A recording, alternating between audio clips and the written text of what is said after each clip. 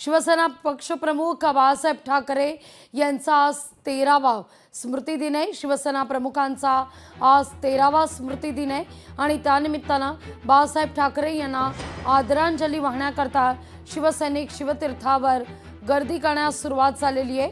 विशेष म्हणजे ठाकरे बंधू दोन ठाकरे बंधू एकत्रित आल्यानंतरचा हा पहिला स्मृतिदिन आहे, त्यामुळे या स्मृतिदिनाकडे सगळ्यांच्याच नजरा आहेत। या निमित्तानं पुन्हा एकदा ठाकरे बंधू स्मृतिस्थळावर पहिल्यांदाच एकत्र दिसणार का, अशी आता चर्चा सुरू झाली आहे। अधिक माहिती घेण्याकरता थेट जाऊया आपले प्रतिनिधी भाग्यश्री प्रधान आचार्य यांच्याकडे। भाग्यश्री, मोठ्या संख्येने त्या ठिकाणी शिवसैनिक आणि मनसैनिक दाखल होण्यास सुरुवात झाली आहे, काय सध्या अपडेट आहे? नक्कीच लागवी स्मृतिस्थळावर आज शिवसैनिक आणि मनसैनिक जे आहेत ते मोठ्या प्रमाणात दाखल होण्यास सुरुवात झालेली आहे। आणि हे आत्ता आपण आपल्याबरोबर जे आहेत ते सगळे शिवसैनिक आहेत। आपण बघतोय की ताई, काय सांगाल, आज स्मृतिदिन आहे, 13वा स्मृतिदिन आहे, मात्र या स्मृतिदिनामध्ये जर आपण बघितलं तर एक विशेष गोष्ट घडताना पाहायला मिळते, ते म्हणजे दोन्ही ठाकरे बंधू एकत्र येताना पाहायला मिळतात। कसं बघताय तुम्ही या सगळ्याकडे? इतक्या वर्षांचं बाळासाहेबांचं स्वप्न पूर्ण झालंय असं वाटतं? नक्कीच बाळासाहेबांचं स्वप्न पूर्ण झालं आहे। सर्वप्रथम सगळ्यांना जय महाराष्ट्र। आमच्या साहेबांचं स्वप्नच होतं की शिवसेनेचं कधी विघटन होऊ नये, शिवसेनेच्या सगळ्या पदाधिकारी म्हणजे सगळ्यांचंच एकोप्याने नांदावेत।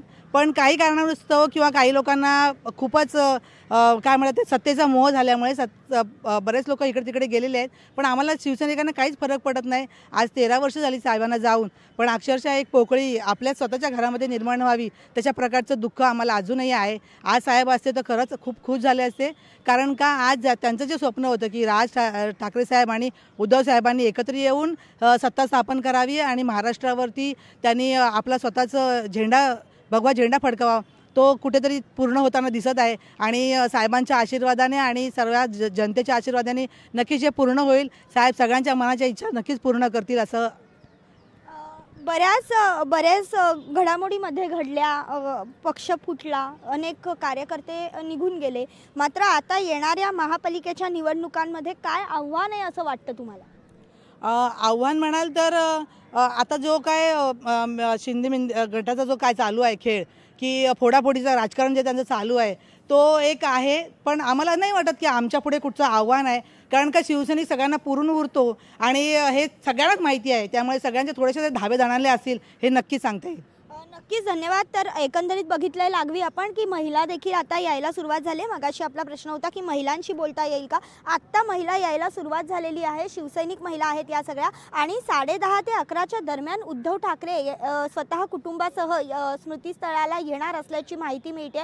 राज ठाकरे येणार आहेत की नाही हे अजून नक्की निश्चित नाही आहे, मात्र गेल्या इतक्या वर्षांचा इतिहास पाहिला तर राज ठाकरे येत नाहीत, मात्र यावर्षी हा जो स्मृतिदिन आहे हा विशेष आहे। त्याचं कारण दोन्ही ठाकरे बंधू एकत्र आलेले आहेत, जी बाळासाहेबांची इच्छा आहे ती कुठेतरी आता पूर्ण होताना पाहायला मिळते। त्यामुळे आज राज ठाकरे देखील इथे येणार का, याकडे सगळ्यांचे डोळे लागलेत। साधारण 10:30 ते 11च्या दरम्यान आपल्याला साधारण हे जे चित्र आहे ते स्पष्ट होईल, मात्र आता हळूहळू जी गर्दी आहे ती वाढायला लागलेली पाहायला मिळते। लागवी अगदी भाग्यश्री, तुर्तास धन्यवाद तुम्ही दिलेल्या सविस्तर माहिती करता।